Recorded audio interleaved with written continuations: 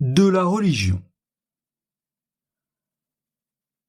La voie des conseils évangéliques est parcourue par les hommes parfaits comme sont les religieux.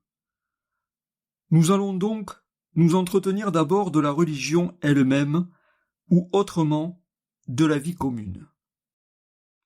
Considérez 3 choses au nom du Seigneur, touchant la vie religieuse. Le type auquel elle est comparée, le principe d'où elle dérive et le vœu qui l'enchaîne. Le type auquel nous pouvons comparer une telle vie et par où elle nous apparaît digne de louange est de plus d'une sorte.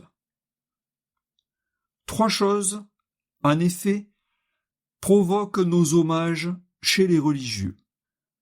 Le poids de la gravité, l'amour de la vie commune et la fuite de tout bien propre. Le religieux doit donc avoir le poids de la gravité. De même qu'un changeur véritable connaît les meilleures pièces d'argent à leur pesanteur, ainsi un religieux se fait connaître au poids de sa gravité. Aussi est-il dit dans les psaumes « Je vous louerai au milieu d'un peuple plein de gravité ». Le religieux doit aimer la vie commune. Nous le voyons par beaucoup d'exemples.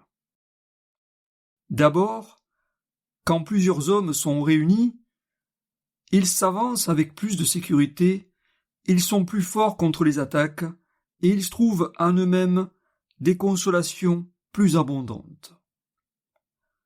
Voilà pourquoi il est dit au livre de l'Ecclésiaste. Il vaut mieux être 2 ensemble que d'être seul. Ensuite, quand un oiseau est seul, c'est ou un oiseau de proie, comme l'épervier, ou un oiseau ayant perdu son compagnon, comme la tourterelle. De même, le religieux qui veut être seul est un oiseau de proie par ses médisances, ses jugements sur son supérieur et ses frères, ou bien il a perdu son compagnon, ou autrement Jésus-Christ. C'est pourquoi il est écrit « Malheur à celui qui est seul ». Lorsque le Seigneur fut présenté au temple, on offrit 2 tourterelles et non une seule. Quand une chandelle est seule, le vent l'éteint facilement. Quand elle est allumée avec plusieurs autres, il n'en est pas de même. Ainsi, plusieurs hommes réunis par le lien de la charité jettent un éclat plus brillant par leurs bons exemples et brûlent avec plus ardeur par leur désir des choses divines. C'est ce qui fit dire au prophète « Assemblez les saints du Seigneur en sa présence ». De plus, une seule pièce d'argent ne saurait constituer un trésor, mais plusieurs réunis. Un seul soldat ne forme pas une armée. Un seul étudiant, une école. Un seul bœuf, un troupeau. Une seule abeille, un essaim. Un seul grain de blé, un monceau. Une seule espèce de senteur, une maison de parfumerie. Mais partout, il faut la réunion de plusieurs. Ainsi, lorsqu'un certain nombre d'hommes sont unis par le lien de l'amour, il y a sans contredit chez eux une abondance plus considérable de mérite. L'Esprit Saint, voulant nous montrer un exemple de cette vérité, ne s'est répandu sur un seul, mais sur plusieurs disciples assemblés, comme nous le lisons au livre des Actes. Le religieux doit fuir soigneusement la possession de biens propres. De même que la chauve-souris boit l'huile dans l'église, où les hommes s'occupent à louer Dieu, ainsi le religieux propriétaire, marchant sur les traces de cet animal, boit et vole les biens du monastère, où les autres chantent les louanges du Seigneur et vaques à son service. Judas seul, parmi les apôtres, s'appropriait l'argent. Remarquez, en second lieu, qu'il y a 3 choses réprouvées d'une manière spéciale en tout religieux. L'indévotion, la dissolution et les courses continuelles. Un religieux indévot est comme un jonc qui, planté dans l'eau ou dans un lieu humide, demeure toujours aride en lui-même. De même que le poisson ne cesse de se rassasier d'eau et se trouve cependant vide lorsqu'on l'ouvre, de même le religieux sans dévotion meurt d'inanition en présence d'un pain abondant, de soif à côté d'une fontaine, de froid auprès d'un foyer ardent. C'est de tels hommes qu'il est dit dans les psaumes: « Les riches ont été dans la détresse et en proie à la faim. » On doit réprouver encore dans un religieux une vie dissolue et le manque d'honnêteté dans ses rapports avec les autres.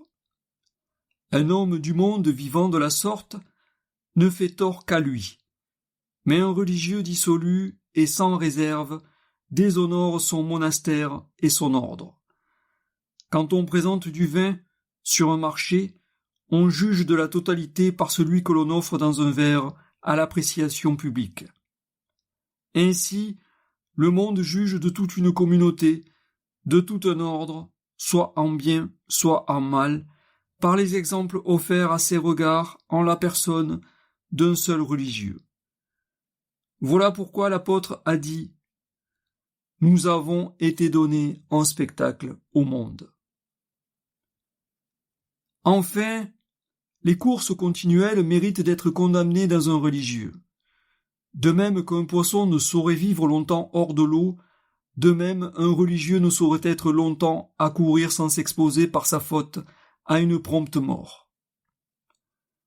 De là cette parole de saint Jérôme: « L'oisiveté est pour moi une prison, et la solitude un paradis. » Remarquez, en 3e lieu, qu'un religieux doit se mortifier, mais non se tuer, obéir à son supérieur et ne point lui résister, avancer toujours dans le bien et ne jamais reculer.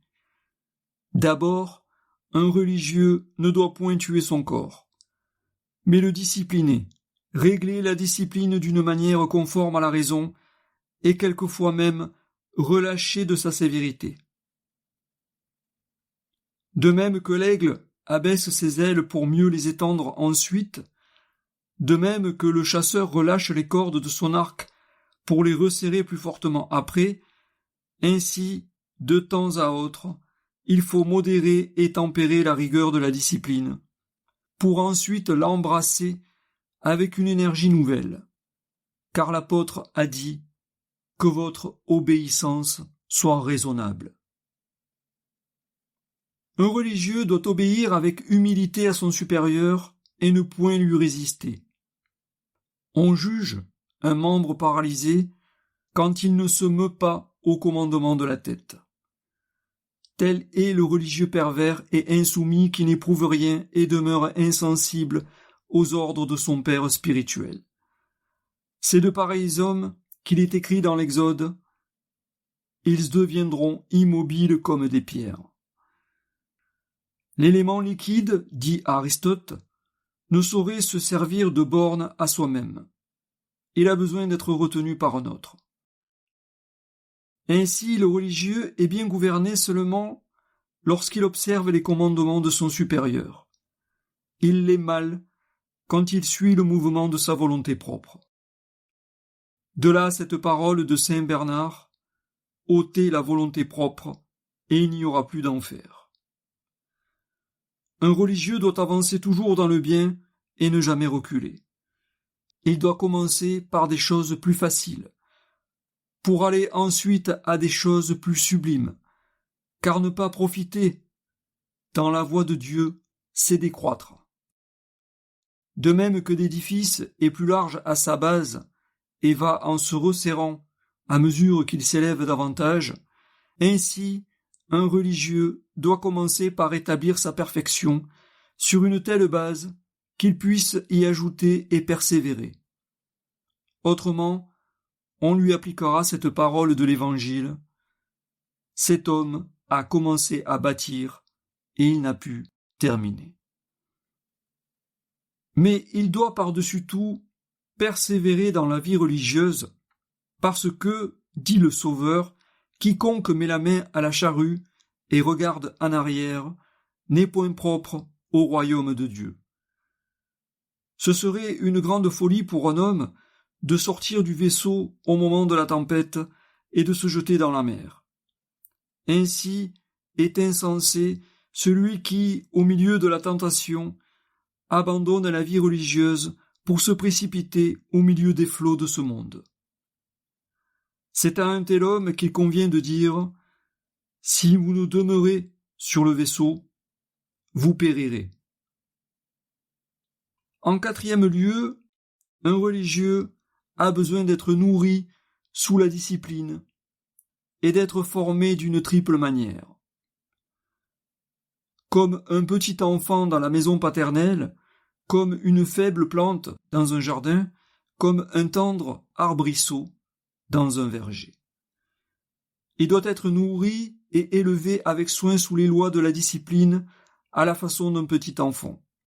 Il doit avoir, remarquez-le bien, 2 sages-femmes pour le recevoir à son entrée dans la vie religieuse, 2 nourrices dans son accroissement et son progrès, 2 conseillères quand il est arrivé à l'état de perfection. Ces 2 sages-femmes sont l'obéissance par laquelle ses pieds et ses mains sont liés et l'enveloppe des langes de la pauvreté. L'humilité qui le couche dans la crèche et le berceau du cloître en lui donnant pour garde la tempérance et pour attache le cilice. Voilà les 2 sages-femmes dont il est parlé dans l'Exode et qui, chez les Hébreux, conservaient les enfants malades. Elles conservent encore les religieux véritables, ceux qui veulent mener une vie parfaite. Les 2 nourrices dont le religieux a besoin dans la voie du progrès sont 1. La vérité qui lui apprendra à parler.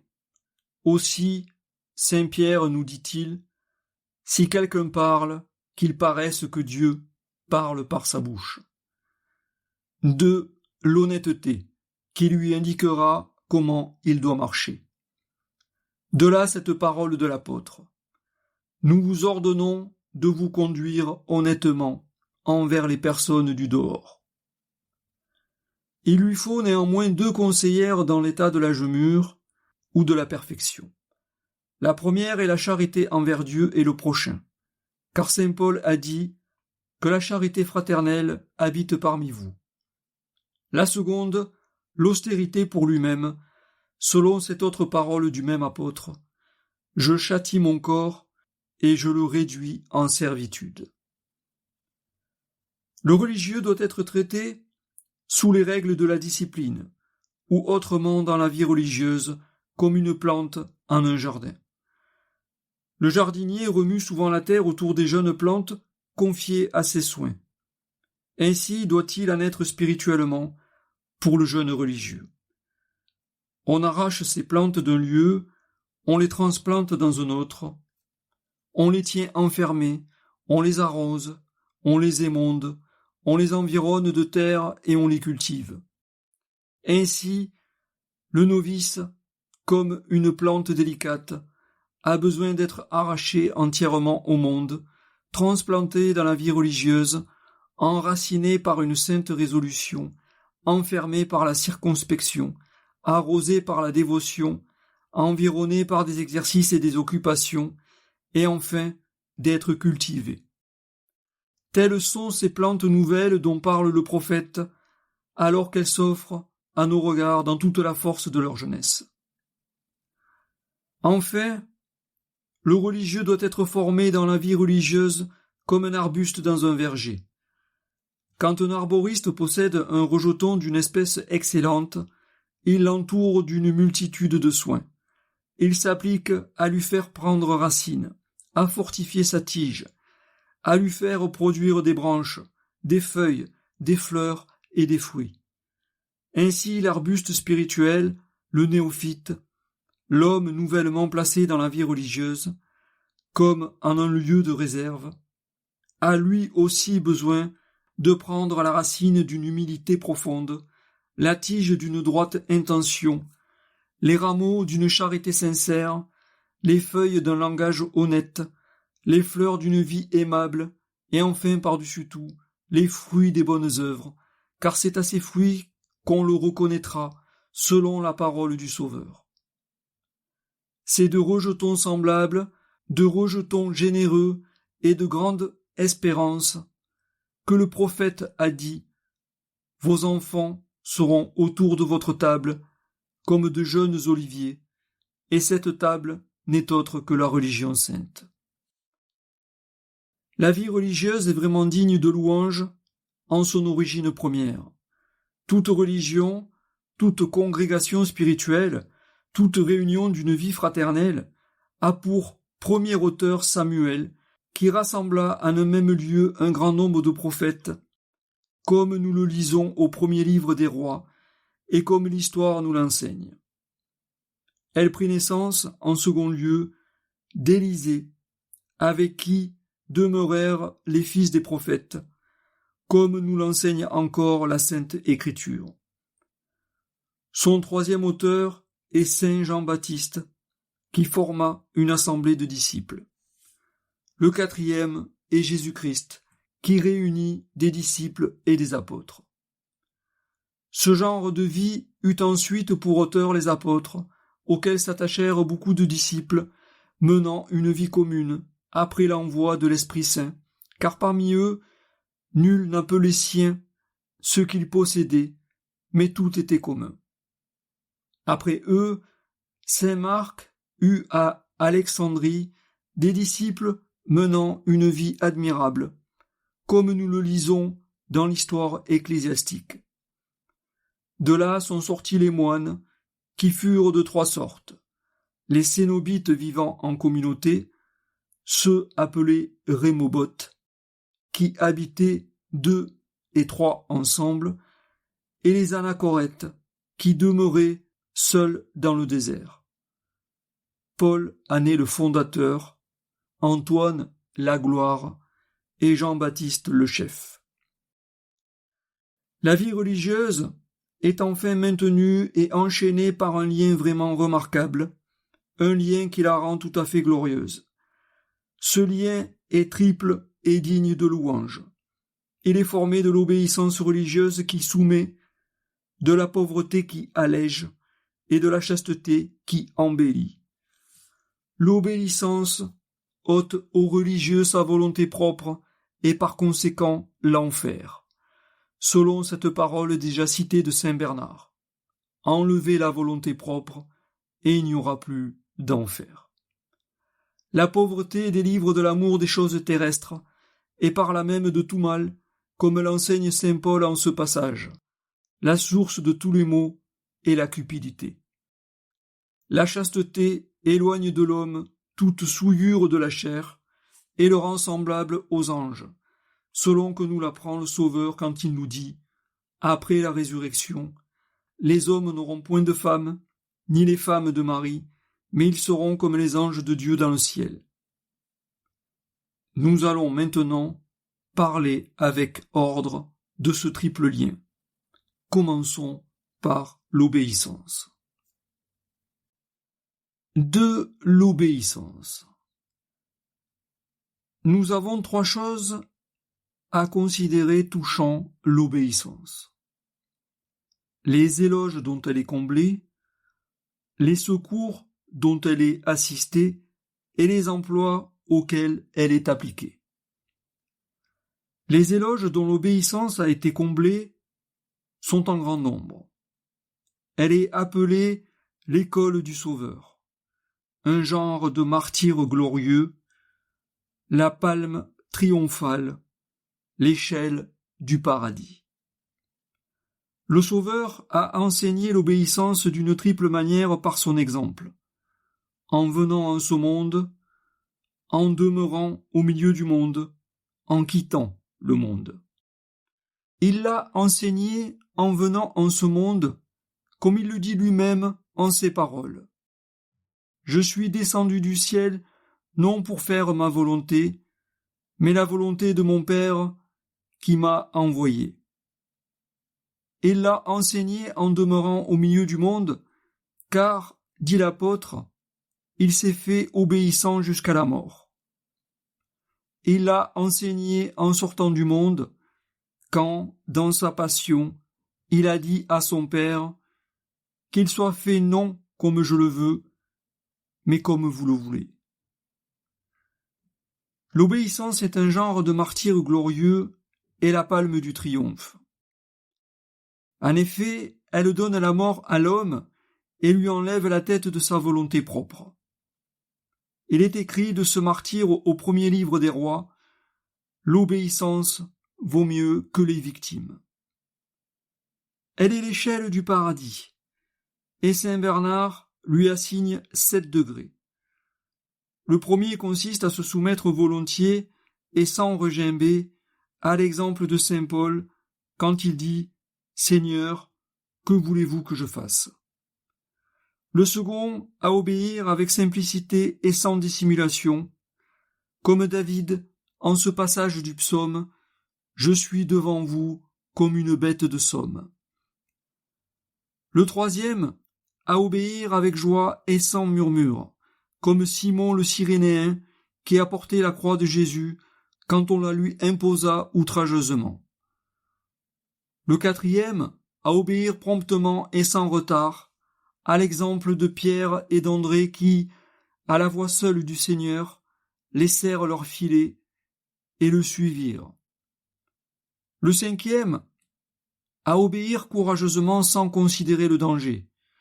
Telle fut l'obéissance de saint Pierre quand il dit « Seigneur, je suis prêt à aller avec vous en prison et à la mort. » Le sixième, à obéir humblement et sans orgueil, comme le Sauveur l'a recommandé en ces paroles, « Lorsque vous aurez accompli tout ce qu'on vous aura commandé, dites, nous sommes des serviteurs inutiles. » Le septième, enfin, à obéir avec persévérance sans jamais s'arrêter, à l'exemple de Jésus-Christ, dont l'apôtre a écrit « Il s'est fait obéissant jusqu'à la mort ». Ces 7 degrés étaient renfermés spirituellement en l'échelle de Jacob dont il est parlé dans la Genèse. Cette échelle nous représente l'obéissance. Par elle, les anges montaient et descendaient, et ainsi l'obéissance nous apparaît une vie angélique. Ensuite, touchée au ciel, et par là nous reconnaissons que la vie de l'obéissance est une vie céleste. Considérez aussi que l'obéissance est un vaisseau qui conduit dans les cieux, une clé qui en ouvre l'entrée, un oiseau qui nous y transporte. Et d'abord, l'obéissance est un vaisseau. Celui qui voyage sur un vaisseau s'avance toujours, et cependant, il se tient en repos. Ainsi, dans le vaisseau de l'obéissance, on fait des progrès continuels sur la mer du monde, en dormant et en veillant, en mangeant et en gardant l'abstinence, en marchant et en se reposant, car, à l'instar du marin, on n'agit point de son propre mouvement, mais par l'impulsion d'autrui. C'est de ce vaisseau de l'obéissance qu'il est dit au livre des Proverbes « Elle est comme le vaisseau d'un marchand ». On peut de la même manière comparer l'homme obéissant à celui qui voyage à cheval. Celui-ci parcourt sa route sans avoir besoin de se donner aucune fatigue. Il est emporté par le mouvement de son cheval et non par le sien propre. Ainsi, l'homme voué à l'obéissance mérite en demeurant en repos parce qu'il n'est point appuyé sur sa volonté mais sur celle de son supérieur. De là cette parole des cantiques « Ô ma bien-aimée, je vous ai comparé à l'équipage conduit par mes chevaux. » L'obéissance est comme la clé du paradis. De même que la désobéissance a fermé le paradis terrestre, de même l'obéissance a ouvert le paradis céleste. Le Seigneur nous a montré une figure de cette vérité quand il a donné les clés du royaume des cieux à Simon, dont le nom veut dire obéissant. Et comme Dieu a maudit les désobéissances du premier homme lorsqu'il lui dit « La terre sera maudite à cause de ce que vous avez fait », de même il a béni l'obéissance de Simon en ces paroles « Vous êtes bienheureux, Simon, fils de Jean ». L'obéissance est semblable à un oiseau qui s'élève dans les airs. L'oiseau s'appuie sur ses deux ailes pour traverser les régions élevées au-dessus de la terre. De même, l'homme voué à l'obéissance fait usage de l'aile de la pauvreté et de l'aile de la chasteté pour atteindre les hauteurs célestes. De là cette célèbre parole de l'Apocalypse. Deux ailes furent données à la femme afin qu'elle s'envolait dans un lieu retiré. Cette femme peut bien figurer l'obéissance, et les deux ailes, les vœux qui lui sont joints, la chasteté et la pauvreté volontaire. Remarquez encore comment cette vertu est souveraine en son mérite, voisine de Dieu et proche du ciel. Elle est souveraine en son mérite, et pour le faire reconnaître, Jésus-Christ a établi Simon, l'homme obéissant, au-dessus des autres disciples. Le Créateur veut que tout soit soumis à un tel homme, et il n'y a rien d'étonnant en cela, puisque Dieu lui-même a voulu obéir à celui qui était obéissant. Nous en avons une preuve dans ce passage de Josué, où il est dit « Il n'y eut point avant ni après de jour aussi long. Le Seigneur obéissant à la voix d'un homme. » Elle est voisine de Dieu. En effet, le Sauveur s'est reposé dans la maison de Simon, et il aimait tous ceux qui demeuraient à Béthanie, dit saint Jean. Or, Béthanie signifie la maison de l'obéissance. Enfin, elle est proche du ciel. Elle en est l'échelle. C'est pour cela que le Seigneur partit de Béthanie pour monter au ciel, comme le rapporte saint Luc. L'obéissance est assistée de secours divers. Nous en trouvons 6. Une humilité flexible, une habitude fréquente, une charité ardente, le mépris des choses terrestres, l'onction de la grâce intérieure et le commandement d'un supérieur plein de réserve. L'obéissance est donc aidée et l'homme devient obéissant au moyen de ses secours. L'humilité le rend flexible, de même que la légèreté et la délicatesse d'une tige permettent de l'incliner facilement. De même, la tendre délicatesse de l'humilité porte l'homme à obéir sans la moindre résistance. C'est pourquoi l'apôtre dit de Jésus-Christ « Il s'est humilié lui-même et il s'est fait obéissant jusqu'à la mort. » L'habitude vient ensuite en aide à l'obéissance. De même qu'on accoutume par diverses évolutions un cheval à se plier à tous nos désirs, ainsi l'habitude de l'obéissance conduit l'homme à obéir au moindre signe. C'est d'un cheval si bien dressé qu'il est dit au livre des Proverbes « On prépare le cheval au jour du combat, et le Seigneur accorde le salut. » L'amour de Dieu prête aussi son secours à l'obéissance. Le feu amollit la cire et la rend maniable. Ainsi l'amour, embrasé du Seigneur, rend l'homme obéissant. De là cette parole du Sauveur, « Je suis venu apporter le feu sur la terre, je suis venu l'allumer en l'âme dévote. » L'obéissance trouve un autre secours dans le mépris du monde et l'éloignement de notre volonté de tout objet corporel.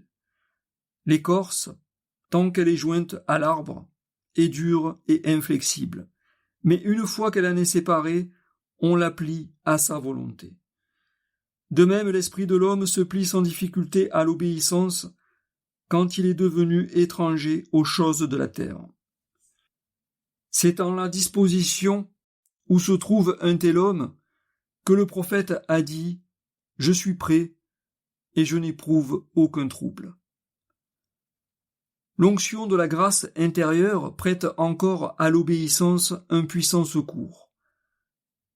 De même qu'une peau devient molle et flexible sous l'action de l'huile, tandis qu'auparavant elle était dure et rebelle, ainsi l'homme devient facile à l'obéissance quand son âme a été pénétrée de l'onction de la grâce.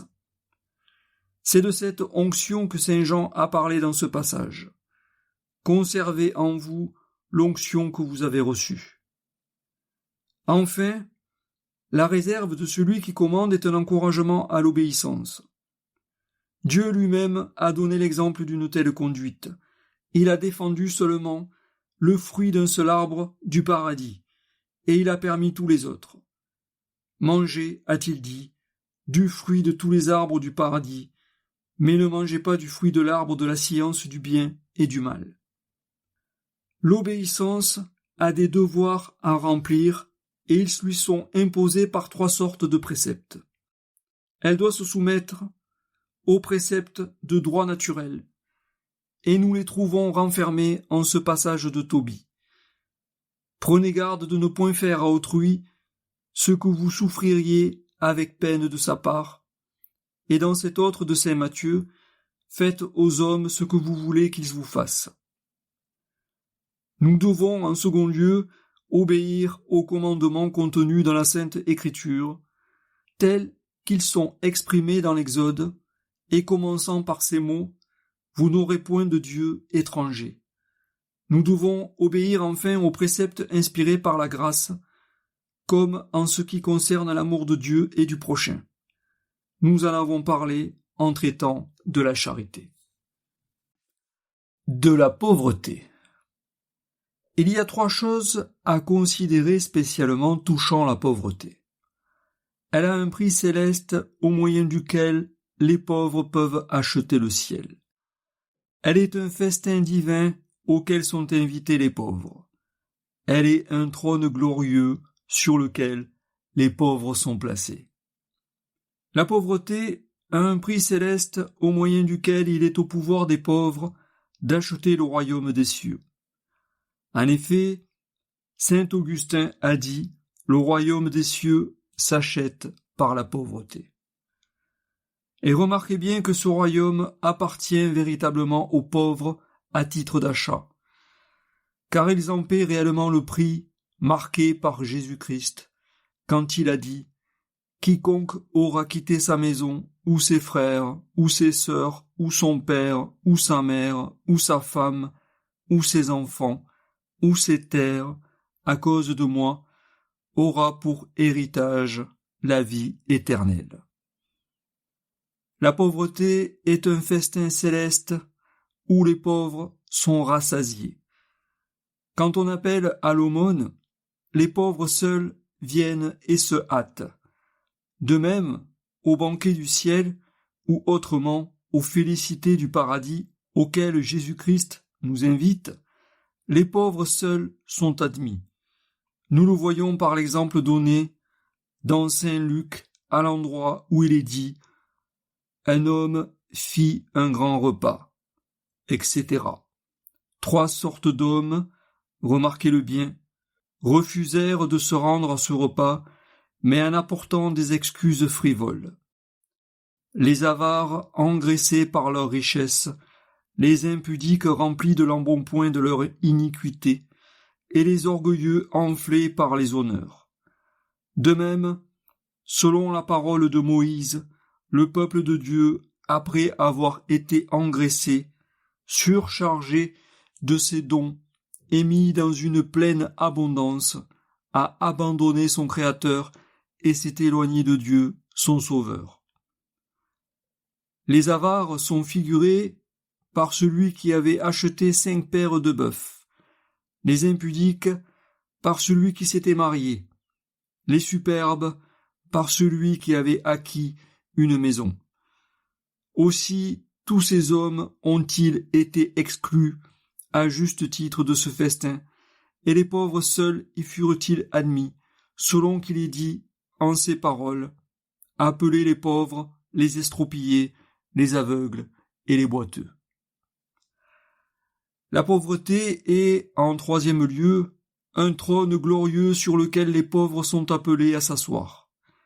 En effet, le Seigneur a dit, « Je vous dis en vérité que vous, qui avez tout abandonné et m'avez suivi, vous serez assis sur 12 trônes et vous jugerez les 12 tribus d'Israël. » Un homme placé dans les hauteurs célestes regarderait ce monde terrestre comme un point dans l'espace. Ainsi les pauvres, ayant un trône et une demeure dans le ciel, considèrent cette terre comme un objet médiocre et méprisable. Ils disent avec l'apôtre, « Notre demeure est dans les cieux. » La pauvreté offre encore une vie exempte de péril, un repos profond pour l'âme et un vêtement brillant de splendeur. Les pauvres passent leur vie dans une sécurité profonde, parce que leur pauvreté les met à l'abri des procès. Elle ne leur laisse rien à redouter de la part des voleurs, et ils ne craignent aucun malheur dans leurs biens, tandis que les riches sont exposés à toutes ces tribulations. Caïn, dont le nom veut dire possession, avait toujours la tête tremblante et agitée, et il représente les inquiétudes des riches et les sollicitudes de l'avare. Les pauvres jouissent, en second lieu, de la paix de l'âme. Ils ne sont point déchirés par les épines des richesses, ils n'ont point à en supporter le poids, ils sont purs de leur souillure. Les biens temporels produisent les 3 calamités suivantes. Leur possession est un fardeau, leur amour une tâche à l'âme, et leur perte une angoisse. Pour figurer ce repos dont jouit l'esprit du pauvre et les inquiétudes attachées aux richesses, Dieu donna à son peuple le sabbat, et il laissa aux Égyptiens les anxiétés et les peines. C'est pourquoi l'apôtre dit, « Le jour du sabbat est réservé au peuple de Dieu. » Enfin, les pauvres sont couverts d'un vêtement brillant de splendeur, ils sont environnés d'honnêteté. C'est pourquoi le sage joint ces 2 choses en disant, « La pauvreté et l'honnêteté viennent de Dieu. » En effet, dans les sentiers du pauvre brille spirituellement le signe de Jésus-Christ, dont il est dit dans Saint Luc, « Il sera un signe de contradiction. » Le signe de Jésus-Christ a été contredit de 3 manières par les partisans du monde. Sa pauvreté a été contredite par les avares, sa chasteté par les impudiques, son humilité par les orgueilleux. La pauvreté possède encore 3 autres biens. Elle est étroitement unie à Jésus-Christ, parfaitement égalée au ciel et comblée des biens les plus grands. Et d'abord, elle est étroitement unie à Jésus-Christ. En effet, Dieu traite les pauvres comme des amis intimes et des personnes de sa maison. Les riches, au contraire, sont à ses yeux comme des inconnus et des étrangers. Pour mieux faire connaître cette vérité, le Seigneur, en venant sur la terre, a appelé les pauvres avant les riches, les pécheurs avant les marchands, les bergers avant les rois, et il a appelé les pauvres qui étaient autour de lui, il a fait venir les mages des extrémités de l'Orient. La pauvreté est ensuite égalée parfaitement au ciel. La raison en est qu'elle est souverainement éloignée du monde. Le pauvre, en effet, s'élève jusque dans les cieux et il foule aux pieds toutes les choses de ce monde. Quand un homme veut atteindre un endroit placé à une grande hauteur, il a coutume de mettre sous ses pieds un escabeau. Ainsi le pauvre, afin de toucher le ciel de sa main, se fait par son mépris des choses terrestres un escabeau. Il les foule à ses pieds et en lui s'accomplit cette parole. Tout lieu où vous aurez mis le pied sera à vous. Enfin, la pauvreté est comblée des biens les plus grands, car elle s'entend parfaitement à amasser des trésors. Elle laisse la terre au top qu'elle recouvre, c'est-à-dire aux avares, la boue aux animaux immondes, ou autrement aux impudiques, et la poussière aux serpents, c'est-à-dire aux superbes, car, dit Isaïe, la poussière sera la nourriture du serpent. Elle dédaigne de faire un trésor de la fange d'une étable. Or cette fange, ce sont les richesses du monde, et le monde est vraiment une étable, le séjour d'hommes animaux, et menant la vie de la bête. Elle garde pour elle les biens immeubles, les biens du ciel, et elle est prodigue des biens passagers, des biens terrestres. Ainsi Abraham transmit à Isaac tout ce qu'il possédait en biens fonds, et il se contenta de faire des présents à ses autres enfants.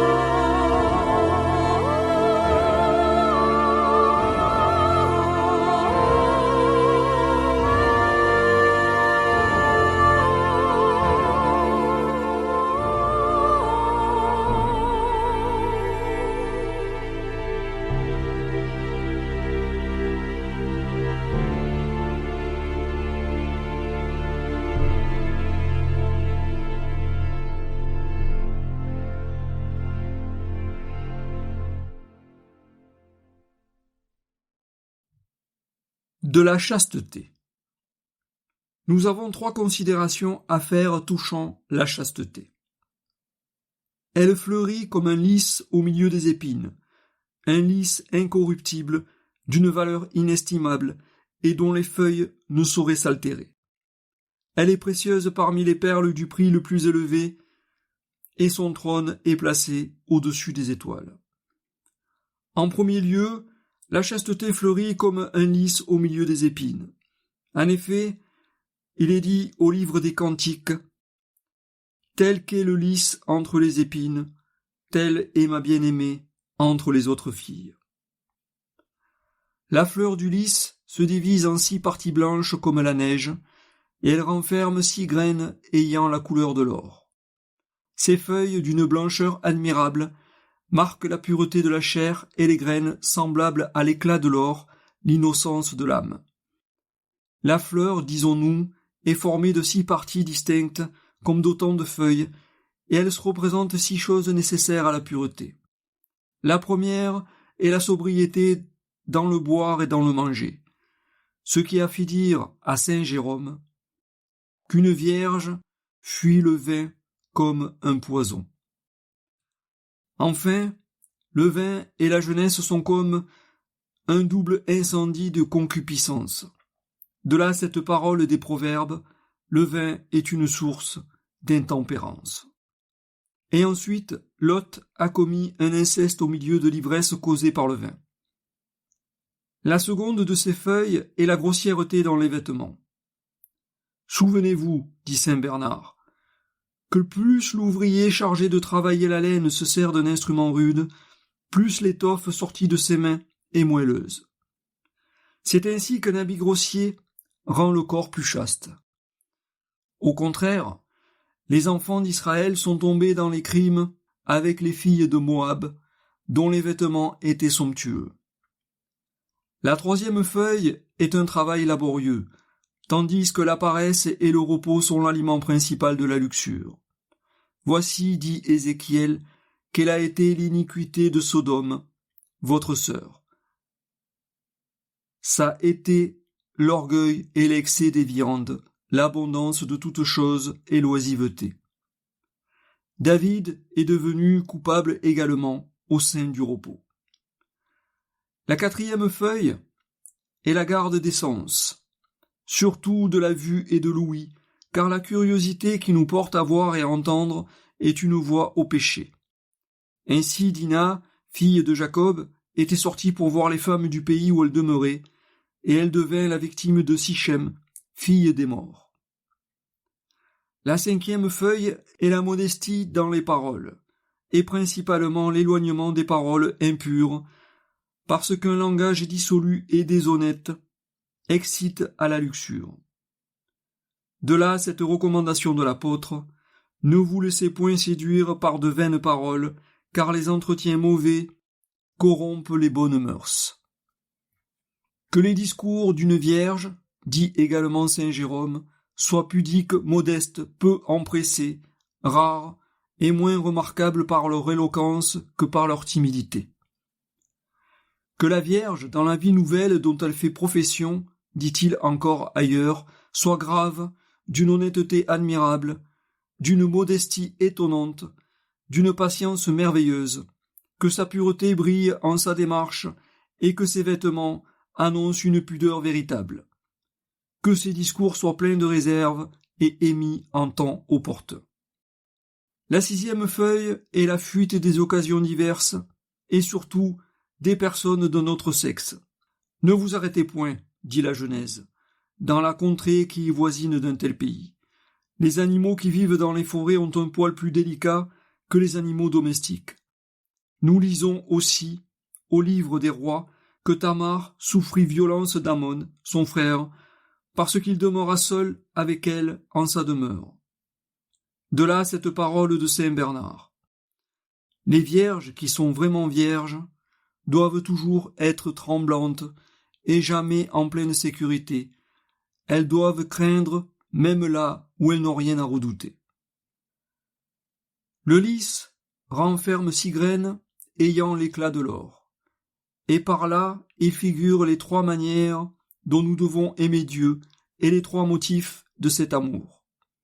Et d'abord, l'esprit chaste doit aimer Dieu de 3 manières, et doit, dis-je, l'aimer avec prudence, de peur que, se laissant séduire, il ne vienne à s'éloigner de lui, avec douceur, afin de ne point tomber dans l'orgueil et de ne point devenir étranger à son amour, avec force, afin de ne point se laisser abattre et de ne point voir cet amour lui être ravi. 3 motifs ensuite nous portent à l'aimer. Nous devons l'aimer de tout notre cœur comme créateur, de toute notre âme comme rédempteur, de tout notre esprit comme rémunérateur.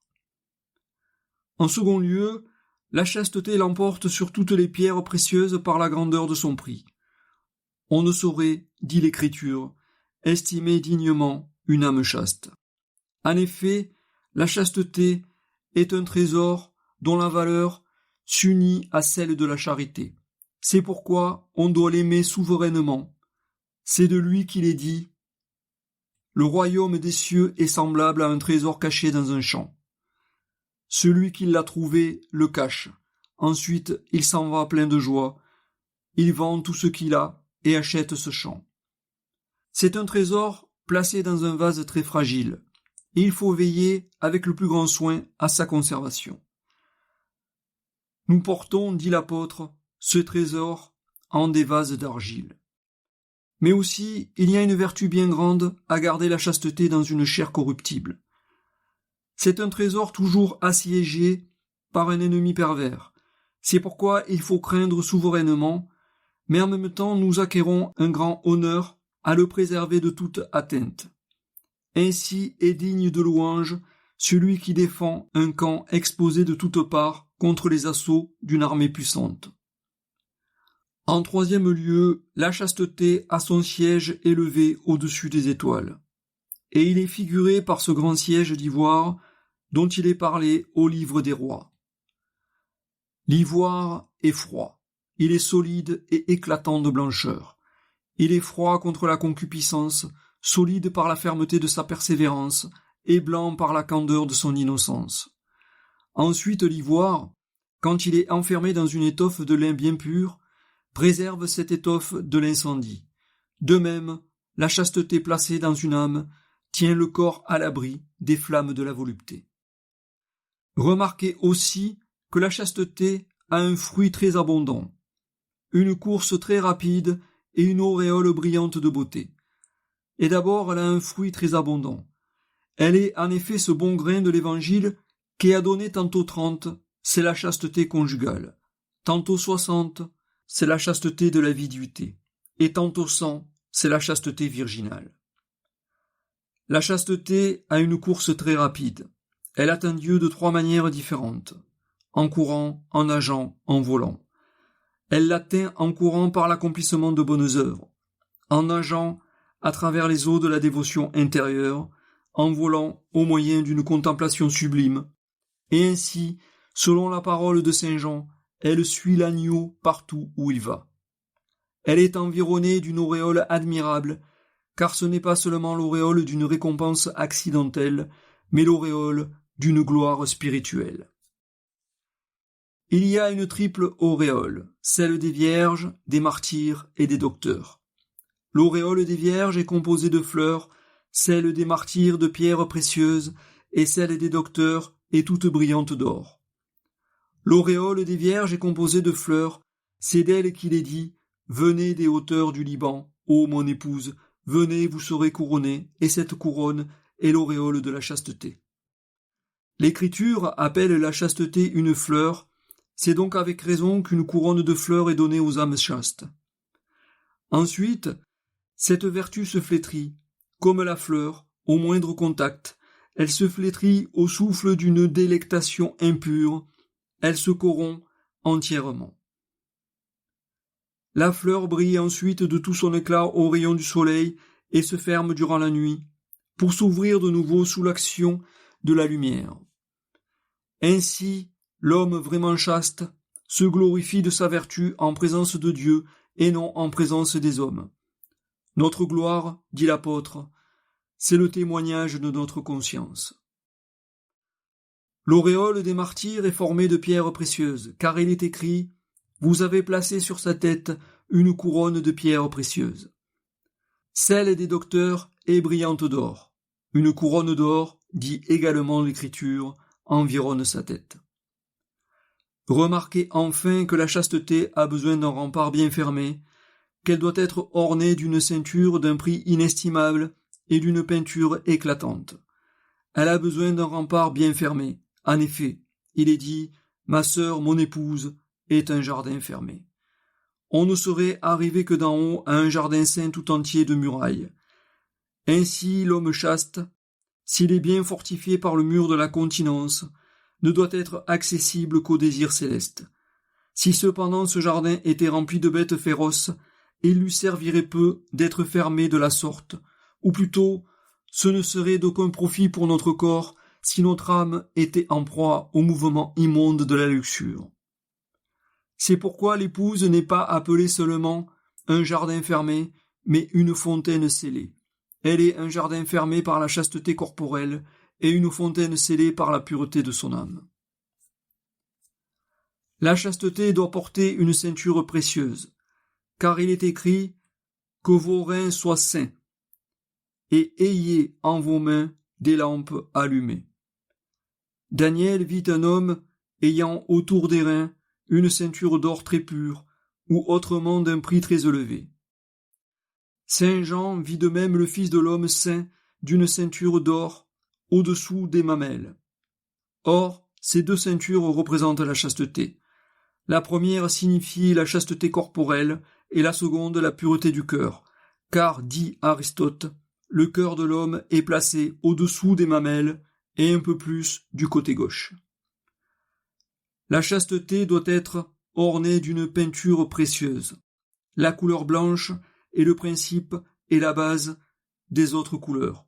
Ainsi, la chasteté est le principe et la base des autres vertus et des bonnes œuvres. Et même sans elle, dit saint Grégoire, il n'y a pas d'œuvre bonne.